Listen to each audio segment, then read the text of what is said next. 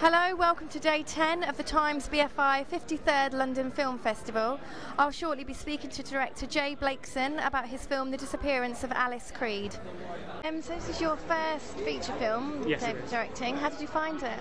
It was great, I loved it. I mean, I've been a writer for about like 8-9 years, and so from working in my room on my own for that long to kind of get on a set with great actors and really talented people and just see it all come to life, and mostly they don't get made. It was just fantastic. I enjoyed every single minute of it. I was just speaking to Eddie, and he was saying he imagined you're like working with Quentin Tarantino in terms of you're prepared and I think I'm not quite as manic as he is, but that's very nice of him to say, because Tarantino's films, they were a big influence on me growing up. And I was going to say, because this one's been compared a little bit to Reservoir Dogs in terms I think it's mostly because it's a genre movie with a bit of a twist, but also it's quite a contained film where all the action just happens in this tight space rather than happening kind of against massive Lawrence of Arabia backdrops. Who else? What other films sort of inspire you? Who else? Well, we talked a lot about Stanley Kubrick's films, especially like The Shining, and also David Lynch's films. I mean, I love all films, so all films are an influence on me. I mean, I love from Billy Wilder to Tarantino, really. So I'm a real cinephile. So if you see something in film, it just always has to be an inspiration. And how did you go about casting? Did you have an idea who you wanted, or was it just audition? We had a very short schedule to cast the whole film, so it was quite a quick process. We just had to sort of pick people quite quickly. And our casting director mentioned Gemma very early in the process. And when she came, she was the first one to come and read for any part. And as soon as I saw her reading, it was just like, we have to cast her. She was amazing. She was just coming off Prince of Persia, and she's just a fantastic actress. So that was a no-brainer. And Eddie, he's worked with Scorsese, Michael Mann, Terrence Malick, so he's a fantastic actor. He also said you were like Michael Mann as well. Did he? All these people with crazy reputations. That's very nice of him. I really love Michael Mann's films. So where did the idea come from for the story?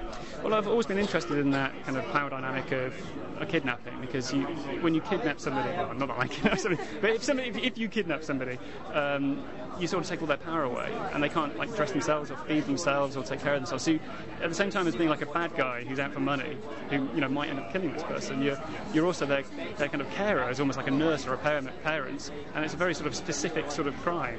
And that sounded like a really interesting kind of character dynamic, and we started off from that, and I just ran with it, really. And there's been a lot in the last year, really, hasn't there, about kind of people kidnapped for loads of years and hidden. I mean, that all sort of came out since I wrote it. I mean, but it just goes to show you can't make it up. These crazy things happen. Did that influence the sort of releasing of it at all? Not at all. No, it's that's all just sort of stuff that happened. I think if it happened right here, it might have influenced something. But because it's in America and it's been in Europe, but I mean, we didn't even really think about that, to be honest. It's kind of very different from our sort of kidnapping. Ours is more down the line ransom rather than locking somebody in a cellar for 20 years. Is there anything else you've been able to see here at the festival, or are you looking forward to seeing? I've been so busy. I've seen one Iranian film called No One Knows About Persian Cats, which I really enjoyed. That's the only thing I've had time to see, which I really enjoyed that. So go and see it. And what's next for you? I'm writing a script for my next one that I hope to make, and reading scripts, and people have been starting sending me scripts after this premiered in Toronto, so it's an exciting time. Everything's sort of happening all at once. Well, good luck with it all. Thanks so much. Very much. Thank you. Thank you. Obviously, it's Jay Blakeson's first debut feature film. How did you find him as a director, and maybe his style compared to other directors you work with? Well, he wrote this film, and he gave himself limitations. He restricted himself to one setting, and he restricted himself to certain plot points, because financially he thought, I want to make a film and know I can get it made. And what that did was it made him because I think if you limit things, sometimes give yourself limitations, you become more creative than if you give yourself too much abundance. So he'd already written a great script, and he was very sure on how he wanted to shoot this movie. He was very well prepared. So I found him as competent. I didn't feel like I was with a first-time director. What I felt like I was with a director who knew exactly how he wanted to shoot this movie. And was his style similar to anyone you've worked with before, director-wise? Actually, the closest I can is Michael Mann, because Jay is very well prepared, and he's a film geek. So in a sense, I mean, I've never worked with Quentin Tarantino, but I kind of think it must be like that, really. Would you like to work with Quentin Tarantino? I'd love to work with Quentin Tarantino. Which particular films do you like of his?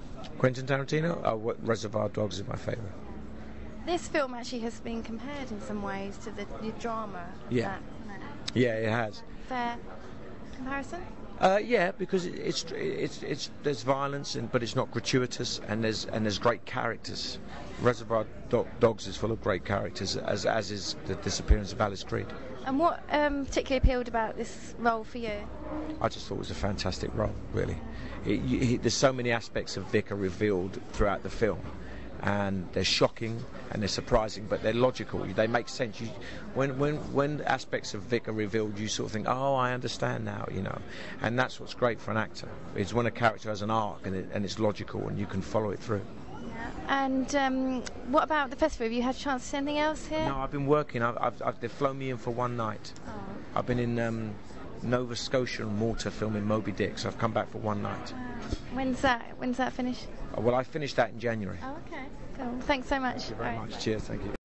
So this is Jay Blakeson's first debut feature film. How did you find him as a director? He was brilliant. I mean, I don't know whether he was smoking weed or something, that's what I said, but he's ridiculously calm. And for a first-time director, that's amazing. He was never, I mean, we weren't on the tightest, it was really well scheduled, so we were never pushed for time really, but it just never seemed flustered. And that's really, that sort of energy just kind of goes across the whole set. You know, everybody seems they're sort of important, and you've got your time to do what you want.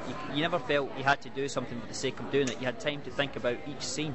It was great, and for a lot of writer-directors, sometimes they can get a bit precious, and rightly so, with their own script. But Jay was really, as long as he got what he wanted, he allowed you to express yourself, and that was great. It felt really good to go. Do you compare his style to anyone else you work with, directional work? No, because you probably could, but I think everybody's really individual. Jay's got his he's got his own style, and I like that. And because if he was in his own head thinking he wanted to be like somebody else, he's trying to be something he's not when he's good enough as is. You know, I'm kind of a great believer in that. You have to kind of be yourself and go with it. As long as there's people you admire and people you want to emulate, but at the same time you have to have your own way of doing things and find your own way.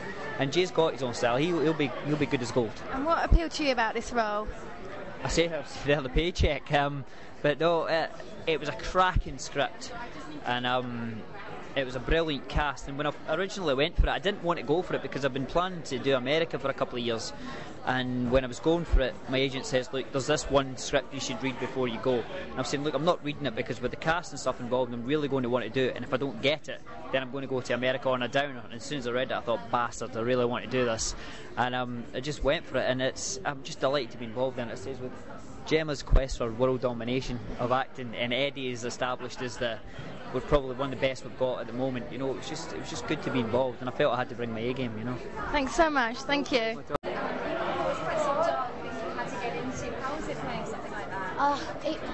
I never knew what I was going to do on the day. Yeah. It's quite petrifying actually, because you think, I know we're going to shoot this scene where this happens. Yeah. And, how on earth we're going to get there, I don't know, but we did. And it was working with such respectful actors. I didn't worry about anything. I felt completely comfortable going there. Sometimes you worry, but they just allowed me to do my thing. It didn't make me feel awkward at all, and it meant that I can just go for it, and I did. We let rip.